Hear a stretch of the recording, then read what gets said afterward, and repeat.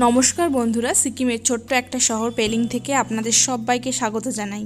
তো আজকে আমি এমন একটি রেসিপি তৈরি করে দেখাবো যে রেসিপিটি থাকলে বাড়ির বড় থেকে ছোট সবাই এক থালা ভাত চেটেপুটে খাবে। তো রেসিপিটি কী দিয়ে তৈরি করি সেটাই চলুন দেখিয়ে দিই। তো প্রথমে এখানে আমি বেগুন কুচি, আলু কুচি, টমেটো কুচি, সিম কুচি, পেঁয়াজ কুচি, রসুন কুচি, কাঁচা লঙ্কা কুচি নিয়েছি। তো সমস্ত উপকরণগুলো আমি এই কড়াইতে নিয়ে নেব। এখনও কিন্তু আমি গ্যাসটাকে অন করিনি, সমস্ত উপকরণ মেখে নেব, তারপরেই গ্যাস অন করব। এর মধ্যে আপনারা আরও সবজি দিতে পারেন, যেমন মূলো, পেঁয়াজ কলি, বিনস, আরও কিছু দিতে পারেন।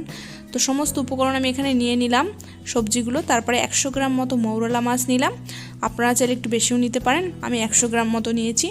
এখানে পরিমাণ মতো লবণ, 1 চা চামচ মতো হলুদ গুঁড়ো, 1 চা চামচ মতো লঙ্কার গুঁড়ো আর হাফ টিস্পুন মতো জিরে গুঁড়ো। আর আমি এখানে 2 টেবিল স্পুন মতো তেল দিয়েছি, 1 টেবিল স্পুন সর্ষের তেল আর 1 টেবিল স্পুন সাদা তেল, আর পরিমাণ মতো ধনেপাতা। সমস্ত উপকরণ দিয়ে ভালোভাবে মেখে নেব। এই মাখাটাই হলো মেন, এই মাখাটাকেই ভালোভাবে মাখতে হবে। সমস্ত কিছু মেখে নিয়ে এখানে আমি একটু সামান্য জল দিয়ে দেব।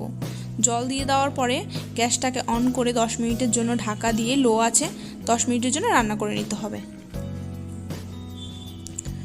তো 10 মিনিট পরে ঢাকনাটাকে খুলে নেব।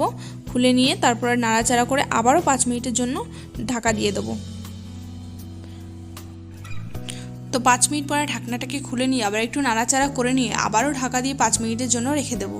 তারপরে ধনেপাতা ছড়িয়ে দিলেই আমাদের আজকের এই রেসিপি একদম রেডি।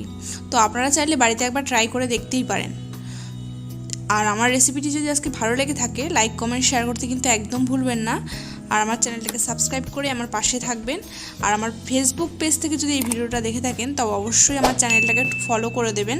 সবাই ভালো থাকবেন, সুস্থ থাকবেন, দেখা হচ্ছে নেক্সট ভিডিওতে। ধন্যবাদ।